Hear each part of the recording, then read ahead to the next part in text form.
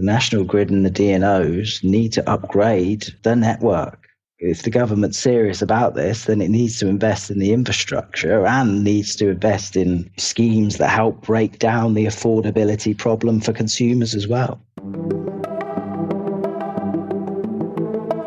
Hello and welcome to In Between Charges, the perfect podcast to listen to whilst waiting for your EV to charge. As always, I'm joined by my co-host, Kevin, who is taking his final recording in Miami before returning to his newfound homeland, Copenhagen. Good morning, Kevin. Welcome back. Thank you. It's bittersweet. I leave for Copenhagen in 3 days and excited to go back, but it'll be bittersweet leaving Miami. There's quite a few positive things about Miami right now. But yeah, so the last recording from here and last recording in linen pants, I think. Yeah, that's okay. You got to trade your linen pants and your flip-flops for a lovely, rusty bike and get ready for some gale force winds and a little bit of breeze in the face. You'll be fine. I'll be fine. Excited for it. Yeah. So this week we turn our attention to the UK, my home country, which emerges from 2024 with a new crown this year as now the largest market for electric vehicles in Europe, surpassing Germany for the first time. And this is fantastic news for various different reasons, and we'll definitely take the win here in the UK. But I think interesting, and some of the topics we want to get in today is, really have a discussion about what other steps consumers in the UK are taking to continue the push towards net zero. And to help us answer those questions and have a deeper conversation, we're joined by Gavin Morse, the Chief Marketing Officer from Egg, a leading clean energy solutions company playing a key role in accelerating the adoption of clean energy, both in the home and also in the commercial spaces. So Gavin, very excited to have you on the show and welcome. Thank you for having me, chaps. I'm very excited to be here. So could you maybe take us right back to the beginning of Egg? What perhaps inspired its creation and what specific problems are you looking to solve? So let's start with who we are. So our purpose at Egg is to pioneer clean energy solutions for everyone, everywhere. What that means in reality is we offer electric vehicle charging, solar and storage for both B2C customers and B2B customers. There's two main objections we have with our portfolio. Largely one, I don't really understand the technology. I'm not sure I trust the partner and the numbers and the returns, all wrapped up into a trust piece. And the other one is I just don't think I can afford this.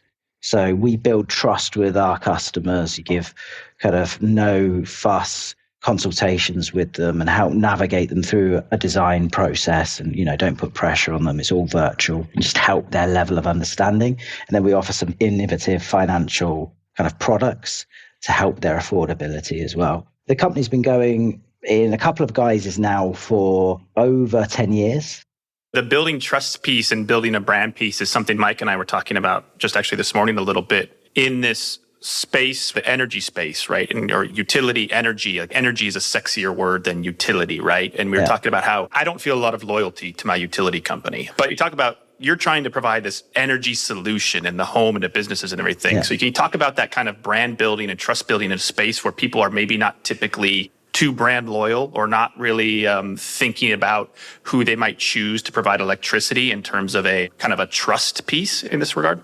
The first observation is the UK solar marketplace is extremely fragmented, right? There's probably 3,000 installers in the UK. And what consumers will be faced with is they can go away and buy solar panels themselves, buy batteries and storage, inverters, and they can get local electricians to come in and wire it up. Of course, what happens when it goes wrong? Who do you call? Right. So that's where we come in to help with that process. There are competitors that send people in to book in-home appointments. That's quite a pressurized environment. We intentionally didn't pursue that as a business model because, we wanted to have a consultative call like this, which wasn't a hard sell, and build that kind of understanding of solar, the benefits, what it yields, without a hard sell push. So that was kind of our way we went about things from the outset. We wanted it to feel comfortable. And then within our delivery experience, we have some brilliant project managers that help that install process. It's a relatively straightforward process, the install process for solar, other than distributed network operators. You have to apply to them. That takes a bit of time. But again, it's about keeping the customer informed and knowing what's happened. So you build trust there.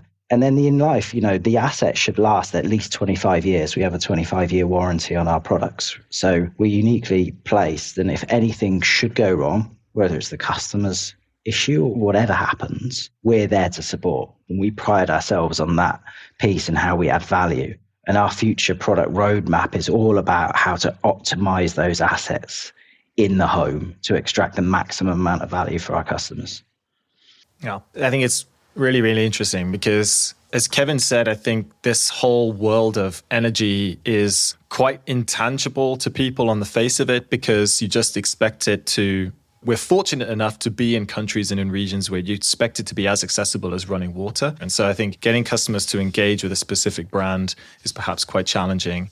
And by the sounds of it, you're able to engage people in the world of renewable energy by also pairing it with essentially hardware and appliances and physical assets and bringing greater transparency to that whole process. And then the other part, as you started to mention, the financing or so. Maybe then just kind of going down that route a little bit then, I mean, how do you then pair renewable energy consumption and management of those distributed energy resources, so solar panels, you also mentioned earlier in your introduction, batteries, with the utility companies as well, and trying to help customers make the most of what you've installed for them, which basically means cutting off or shaving price and cost off their energy bill? Yeah, exactly. I mean, obviously, some of our competitors are energy companies, and they have their own tariff structures. We help customers navigate the most appropriate tariffs for them across all of those companies, right? So in the case of Octopus, there's 3 tariffs, all of which are quite nuanced in the times of the day where you can export and import energy at different tariffs that's suitable for you and your consumption. So we help customers navigate that space. I mean, it's certainly a source of differentiation. We need to deepen our relationship with those energy providers. And what we're trying to achieve is our own bespoke egg tariff partnered with some of these companies as well. Maybe you'll talk electric vehicles here a little bit, right? Because you started in the solar space, but now Egg has a pretty comprehensive electric vehicle offering for a few different customer segments. Mike mentioned in the open that the UK is now the leader in Europe. I think that was in terms of new sales or maybe even total electric vehicles on the road right now, Mike. I forget maybe the exact data point, but total electric vehicle sales, so 400,000 in 2024, which surpassed Germany. I think that came in a little bit less. And also, we know there's quite a spirited debate going on right now in the UK because they have some quite aggressive targets. And I think there's some disagreement on whether those are going to be hit or not, right? And I think there was a nice end-of-year push, if I'm not mistaken. And some people said that was an inflated number there because everybody was trying to give nice big discounts at the end of the year to hit their target and whatnot. But have you seen, as the UK is becoming a leader in Europe, Gavin, a growth in demand for egg charging products and everything? Do you kind of see a pretty good correlation there between sales and demand for the electric vehicle offering that you provide? Yeah, to be honest with you, it's a difficult read. It's the consumer EVC marketplace is a challenging marketplace to compete in. It really does depend on your aggression in your unit economics. So we have seen increased sales over the last kind of 6 to 9 month period, but it is coupled with increased digital marketing spend as well. So if someone buys an EV and they're Googling how do I EV charge point for the home, and you're making sure that Egg shows up at the top of the list when they're looking that up. That's right. We've got a lot smarter in where we play and how we position the ads, but we're pretty confident that overall market is picking up as well. We're convinced of it. Right. Yeah. If people aren't buying EVs, they wouldn't be searching that first and foremost. You do need someone to be purchasing an EV before they even are looking that up, right? Yeah, correct.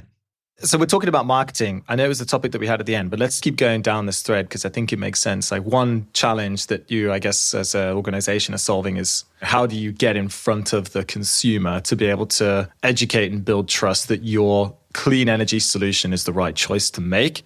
And let's talk a little bit about how you bring the barriers down to kind of take that step afterwards. But then another interesting part is how you address business and commercial needs. And I guess the relationship back there is 90% of the EVs on the road in the UK are either a leased car or they are commercially owned. And so there is a huge set of organizations that are trying to electrify their transport. And I guess also with that comes increased energy consumption where they want to be able to more smartly manage that and are interested in on a 10 to 15 year return. So maybe could you give us a bit of a point of view and, your strategy as CMO on how do you go about trying to communicate to customers how you can solve their problems, how you can install solar panels, etc. But I think also participate in this wave of commercial and government movement trying to promote more clean energy in the path to net zero.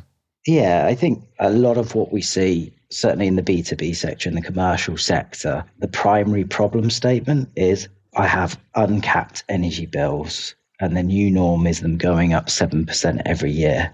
I need independence from the grid. I need savings and I need them now. That's the core problem statement from our businesses. And the biggest hurdle is in the marketplace at the moment, you have two options for those commercial customers. The options are, we can provide you a solar solution and you can pay all of the cash up front, or we can offer you purchase power agreement on your roof for 25 years. And the customer goes, I don't know where I'm going to be in 25 years, right? So it's a very limited market to support customers. So the first option we give, our hero product in the B2B space, both for electric vehicle charging and solar, is what we term managed service, which is a lease type product. So actually you can lease the asset on your roof for a much shorter period. So 5 years, 7 years, 9 years, and it gives much more flexibility to that customer. No cash up front, all of the payments spread over the term. And at the end of the term, the customer has the option. They can renew for a vastly reduced discount because most of the capital is effectively paid back to us. They can roll their service on and carry on paying the same amount, or we can come and return the asset. And it's very unique in the market and actually helping break down a lot of barriers into businesses financing this. What we're trying to do is not act as a CPO, but open up customers' eyes to the fact that actually, there's a hot and cut debate about the infrastructure versus the pace of deployment and the capital flowing into that market. Actually, private companies have a huge role to play in the enabling infrastructure. People are still returning to work after COVID. There's still lots of empty car parks, at least 2 days a week. And what we're encouraging our customers to do is see that as an asset to leverage. So in the case of, let's take a Northampton town, a proud customer of ours, they take solar and EVC at their stadium. Well, their only revenue generation by and large at that stadium is on a match day every other week, home and away, right? Well, they're on a main road into Northampton, right, with limited EVC infrastructure.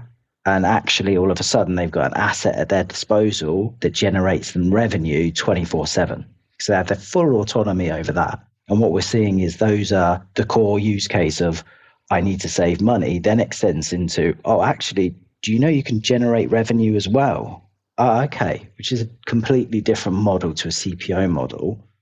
I guess you've done the math, you've done the kind of business model. What type of figures are in here for a busy car park nearby a main highway? Our baseline model, it depends on, again, the irony is the higher you invest, the better your payback. Because if you get an ultra fast charger, then your dwell time is a lot shorter. So you can get more and more customers in and get turnover. We did a model where if you get 8 chargers in a car park, you can get upwards of 700-800 grand revenue a year with a utilization of about 20%. So if you're in a thoroughfare, so it's a material amount of money. Of course, you have autonomy over that rate. So if you're in an area that's underserved by infrastructure, then you're in a very competitive position to charge what you want for that kilowatt. Are they ultra fast chargers at the Northampton car park? Yeah. It's their car park, right? It's their ownership. And then all of a sudden they've turned that in, that's normally sitting there completely empty into an asset. Correct. And a 24/7 asset. Wow. Did it take a fair bit of education on Egg's part to help them open their eyes to it? Because there's oftentimes people say, this is an amenity, I need it for my employees. And it's the amenity versus revenue stream kind of piece. Or did they come to you and they're like, I've got this brilliant idea. You're like, no, hey, we start with this couple chargers, try to help your fans out on match day, and then actually turned into something more. Yeah, the hook for the deal initially was the solar deployment. And then it was exactly that process. It was like, okay, tell us about your EVC. Okay, maybe that can help staff. And it was like, no, actually, maybe this can help generate revenue. And then it was like the lights came on then for the club. Maybe 10 years after those charge points are there and Northampton can start using that revenue to trade players. Yeah, that's the thing, right? And there's a sweet spot of the English pyramid, right? We're working with a leather weight team at the moment, and they're outlaying a lot of money on EVC infrastructure, but they share a car park with a local pub and some shops. And that's dramatic, right? You think at level 8 of the English pyramid, you're not... It's part-time, isn't it? Yeah, you're not spending £100,000 a week on a player. You might be spending 500-600 quid a week on the best player in the league. So actually, if you can start generating 300 grand revenue from your EVC deployment and clearing margin of 100 grand, all of a sudden you're buying the best 2 strikers in the league and you're getting promoted. It's a straight shot to the Premier League. I think we've just cracked it. Yeah. EV charging is your strategy to... The new Wrexham spin-off on the way, right? We'll be on Disney in no time. Northampton. It's like, how did you make it to the Premier League? And they're like, well, it started with 4 ultra-fast chargers. That's right. Yeah. It started with 4 ultra-fast chargers and a lovely yellow branded company called Egg. And let me tell you the story. That's right. We have some fun with the stats. It's something like the CO2 offset at Northampton Town can sustain, I think it's like 277 round trips in the team bus to their local rivals, Peterborough or something like that is the stat. So yeah, the marketing machine's whirling with all the spins on CO2 offset at the moment. So that was a big moment for us. And yeah, we're engaged with a few more football clubs as well, with a few plays. Fantastic. I think it's really cool to have a conversation with a company which is investing so much in building that brand. And one of the conversations we were having previously, Gavin, was about this combination of sports with community efforts as an opportunity to, I guess, coming back to your first principles, right? You build trust first by building awareness. And to do that, you need to communicate what it is that you do, the challenge that you're trying to solve, and how it can solve day-to-day problems for consumers, but then also for businesses. Now, you've mentioned community a few times. How do you use maybe community-based approaches or engage communities to enhance your rollout or continue to build trust and lower barriers for people looking to engage in this? It's at the heart of our marketing strategy. So what we want to do is create a connection with a community. So we approach community, and the kind of commercial strategy is to achieve an anchor tenant in that community. When you look at your vertical strategy, the vertical that resonates best across both B2C and B2B is, of course, sports and entertainment, right? So our approach is to, go into these communities and penetrate that sports club, whether that be a football club, whether that be a rugby club, but create that anchor tenant and deploy assets and infrastructure at that site. And then, of course, the next step in the evolution of that is, well, that football club has fans. That football club has sponsors. That football club has players. And of course, football is, I think, leading the charge and paving the way with the green code. So they have a sustainability league. And of course, are very, very proactive now in how they consider that in their strategies. Was this something that you, I don't want to say stumbled on, right? But was this been targeted from the beginning? Or was this like you got a first couple of clubs, right, that ended up being anchor and you're like, wow, look at this kind of spinning wheel of kind of growth and brand recognition and everything around that? It's been very intentional and very targeted. Of course, the sales cycle on these type of deals is still quite long. And then, of course, you need to agree the deal and help bring the customer along in the journey and then do the contracting mechanism. Then you need to do your application to the DNO and then make sure your planning and access is okay. So the sales and deployment cycle is quite long. So the gestation period from having an artifact to leverage is the tough thing, right? At the top of the funnel, we've got fabulous pipeline with a lot of clubs. But again, it's just getting them through that DNO machine and then out and into delivery. It's like, that's the thing we're impatient about, because that's when we can actually leverage it and bring it to life. Every company's impatient, right, about getting them through the pipeline and getting to that stage, right? We can definitely empathize on that one, right? And Egg is a cherished and valued Monta partner, and we have a ticker showing the connected chargers every month and everything. And I've seen that Egg number has been increasing. It's increasing month over month, but then each month now you're starting to see you're connecting quite a few electric vehicle charging points and everything. So it's clear it's working, right? And we'd love to see that number only go up, right? And I'm sure you would too, because that just means things are moving through the pipeline. But it's a challenge when you're dealing with a lot of different parties there. So we can empathize with that. Yeah.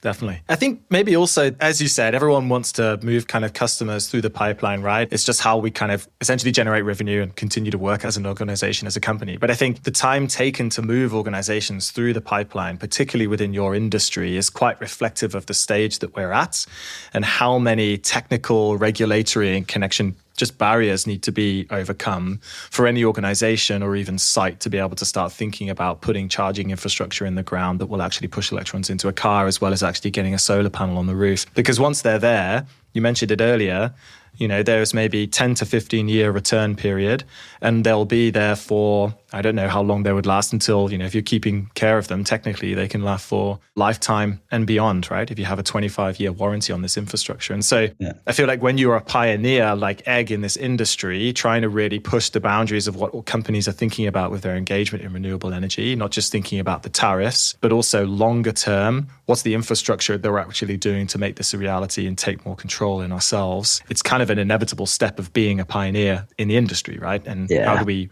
help to make that easier for businesses? How do we also communicate back to governments and public funds to make it a reality? Yeah, and that's it. And it will affect businesses and consumers, right? The national grid and the DNOs need to upgrade the network. When I got solar put on my house, my export was limited, right, to 3.68 kilowatts because the network couldn't sustain it. So again, it's making it less compelling for consumers. If the government's serious about this, then it needs to invest in the infrastructure and needs to invest in, schemes that help break down the affordability problem for consumers as well. Yeah, absolutely.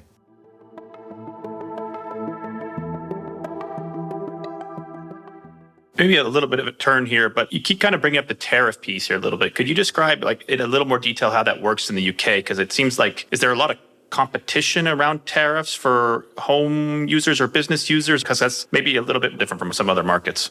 Yeah, so you can imagine different households will have different levels of energy consumption. With the tariff structures, what you have is an on-peak rate and an off-peak rate. So it's about 24p, let's say, for an on-peak rate. Off-peak is about 8p, and that can operate between the hours of 1 to 5 a.m. in the morning. So, of course, customers can deploy their assets, their washing machines, their dishwashers, and save money if they're up at that hour. But also, if they've got solar and storage, they can force charge their battery at those times. So if you charge your battery up during the day in winter, actually by the time you get to 10, 11 o'clock at night, you would have consumed all of that battery.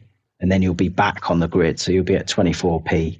But if you can then charge that battery an 8p charge between 1 and 5, actually then you're offsetting a 24p rate that you would have been paying. So what you have is different types of tariff structures that have different on and off peak rates during the day, when it might be optimal to charge for you or discharge back to the grid at a premium rate. And individuals and or businesses have the ability to choose their own rate? So it's a much more standard tariff in the consumer marketplace. You can choose whichever tariff fits with you and your lifestyle. And that's based on when you consume your energy. If you've got excess energy that you want to push back to the grid in peak times, you'll get a premium price for it because that's when the grid's the busiest. And of course, an export rate is another nuance in how much you earn from exporting back to the grid and when you do that. And what we help our customers with is optimize their assets with, okay, what's my energy consumption and trend during the day? And then when's optimal to charge and discharge my battery? Because you could charge at an 8p rate and then discharge and sell back to the grid at a premium and just make money on that arbitrage. So there's lots of games to be played with the assets at your disposal that we're trying to educate our customers on. I think it's interesting. A lot of the older or maybe even, current solar panels that have been installed are just basically 100% push. They're not smart. They can't dynamically manage where that energy is going. You mentioned also about storage, and often when, at least I kind of see a lot of articles about solar panels and how to make the most out of it, it's kind of difficult to dissociate completely solar panels and photovoltaics with battery storage. Mm-hmm. And of course, if you're talking about battery storage as well, you're doubling, tripling your price of an installation. So how does that work for Egg, and how do you solve that problem? There are solar panels that have inverters, and you can still shave off prices from your energy bill by just having the solar panel, right? You don't need always both of those. You don't. We see in 95% of our cases, our customers take storage and solar. And as a short-term investment, it's a poor idea to buy battery. The payback is longer. The payback moves from 6-7 years to more like 8, 9, 10 years once you consume a battery, because they are still expensive assets to invest in. So the overall savings will jump 30-40% over a longer term period. It's just that payback period where the customer feels the pinch. As we say, financing and our finance options seek to help soften that blow of the heavier investment of investing in a battery, and that's resonating through the sales that we see. Yeah, I think it makes a lot of sense. You wouldn't pay for a lifetime gym membership up front. You would want to break that down into meaningful chunks. Yeah. And also you can reap the rewards as you're going through your health and your fitness plan. Yeah. And you could say the same with your energy bill and the cost in your investment. Yeah, it starts on Monday, right? Yeah, exactly. It starts on Monday. Yeah, the final week of the 50% off gym membership. Yeah, that's right. Yeah.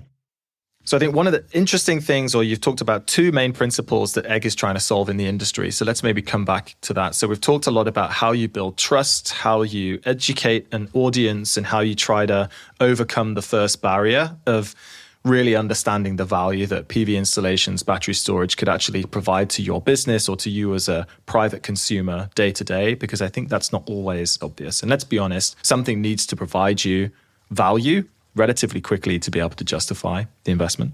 And then I think the second challenge that you've mentioned that Egg is really trying to push on and that's resonating quite well with customers is this challenge of affordability. Because I think, let's be honest, especially for the day-to-day consumer, you've bought your electric car and then you buy your charge points. And now you're also faced with, okay, if I really want to participate and take more steps into participating in a cleaner energy consumption for the future, and maybe even producing energy myself, starting to go a little bit off grid, reducing reliance on the grid as well, and not being able to always guarantee that you're getting green electrons. Okay, so the next step is solar panels and batteries. And very, very quickly, you've racked up a very, very high bill. And so this is clearly a big stopping point for consumers. Can you maybe get into a little bit of the specifics about how Egg goes about trying to solve that for consumers and what options you basically provide for any type of household looking to engage in or purchase these types of assets? Yeah, so we're very proud at Egg that I think we're very unique in the market to offer 5 years interest-free to our customers. So we've opened up a good premium end still marketplace for people who value the interest saved over 5 years. Hopefully at the end of January, we'll move to a much longer loan period. So we're going to offer interest-bearing loans up to 15 years. And we think that will unlock a different market. So it will open up the affordability and hopefully unlocks different affluence demographics and different age demographics. And also opens up families, younger families, maybe not in their forever home. Because part of our education is around the value that solar brings to your property. Depending on who you listen to, that can be 10 to 15% of the value of your home. So all of a sudden, you've got a 15-year loan, a much lower repayment, 50, 40 pounds. Your energy bill might be at 80, 90 pounds. You might be getting day one savings. So all of a sudden, solar becomes a no-brainer. You make money on day one. Not only that, you're adding value to your property. So whilst it might be a 15-year loan product, and you might go, do I want a 15-year loan product? Well, you're making money from day one. You're increasing the value of your home. Should you move within the 15-year period, it's still a no-brainer. So that is the marketplace that we're very excited to enter. I think it's really interesting because a rising tide lifts all boats. And I guess you could argue that the green transition at the moment, that's not necessarily the case because it's usually people who have the spare cash, the higher income households that actually can afford to take real steps into this. So It's interesting to also hear how you're trying to make an offer out into the mass market and also to middle to lower income households to actually be able to participate. And also arguably it's where it matters most. Yeah, and it's where the government needs to focus as well, right? Because it's incredibly difficult and challenging for businesses to get access to capital, to get access for good APRs for their customer, to have the credit risk for customers and the flexibility in that. They're massive challenges for businesses that consumers don't see. And of course, there's a lot of internal looking when it comes to access to capital and a lot of distraction in businesses. And it's the lifeblood of that business, right? And it's distracting away from the core agenda of driving sustainability in society, right? So I think the government need to do more in this space to unlock access to capital for consumers. Of course, it will level the playing field within the industry, and then companies will be operating on brand and customer experience and delivery experience. So we will lose some competitive advantage from, our ability to offer you differentiated products. But that's really what the market needs in order to propel itself and really penetrate UK residents to drive themselves to a greener, cleaner future. You're filling this critical gap because you have the ability to do so. And it's nice to hear you say, well, we wish you didn't have to almost, or, it's a business opportunity for Egg, right? So it's great that you're stepping into the void in this case, but you need more than just Egg being able to offer 15-year loans. It's a bigger challenge and a bigger problem than just that, right? And you need a whole lot more than that to really fill this gap. It's great that you're doing that, but it's also nice to hear you say, yeah, look, we would also appreciate it if the government came in and was able to do this because we want everybody to have solar panels and batteries and electric vehicles and everything. And it's just, we don't have enough support for it yet. Yeah, 100%. So Gavin, at the end of every episode, we ask our guests to bust a myth associated with the electric vehicle industry or electric vehicle charging. You could take it to solar as well if you'd like with Egg, but I'm sure there's a number of myths and rumors floating around the UK around our beloved industry. So if you could bust one of them, what would it be?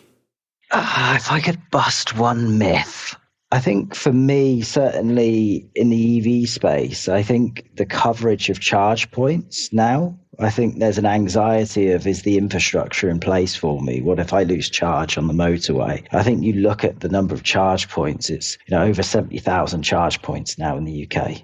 And those charge points are premium assets that you can deploy 80% charge to and by the time you drink a cup of Costa coffee. So I think people's minds need to kind of open to like the EV future, and the enabling infrastructure is getting there. And Egg's role in that will be to help private businesses also help deploy infrastructure which fulfills that. I think it was about 20% of new registered cars were EVs. Yeah, exactly. Almost 20%. Yeah, but you're seeing it's a profound mix now of new registrations and you're seeing the infrastructure in place. So I think people shouldn't be anxious about the infrastructure and definitely should embrace it. And then, the home chargers as well are being optimized and you can charge your car not in 48 hours, but, relatively quickly.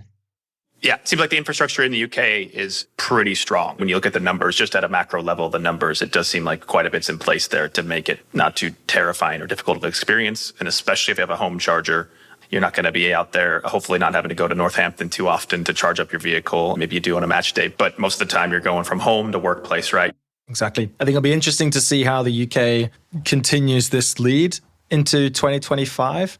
As you say, there's a ton of infrastructure that's out there, but also if it continues to grow, there's still a long way for people to go in every single market as well. And a lot comes into the types of capital, right, supporting some of these infrastructure businesses as well, right? There's a lot of private equity money and venture capital funds going around expecting supernormal returns very quickly. And you can see some of these businesses, the rug's being pulled on them. But I mean, we have a sister company here called Believe who do public charging fantastically successfully. Of course, they're backed by Zook and Liberty Global and a JV, and they're having fabulous success deploying assets. And again, you have the credible capital in the marketplace and you get the stability in the marketplace, right? So it's a self-fulfilling prophecy. Yeah, exactly. The more confidence the market has, the better quality the capital will be, and it will just drive further adoption.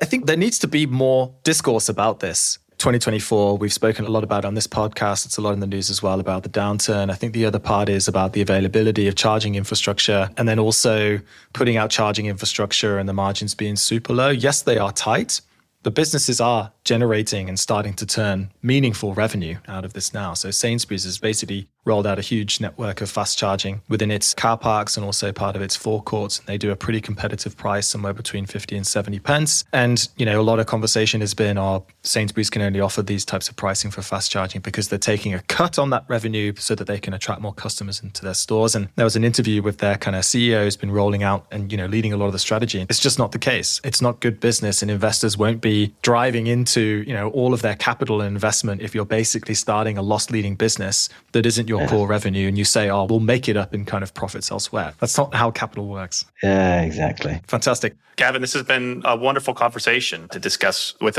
like I said, a cherished Monta partner. We love seeing the success of Egg in the UK market. You're doing a lot of really great things out there. So thanks for coming on to kind of talk about that. Thank you, chaps. It's been an absolute pleasure.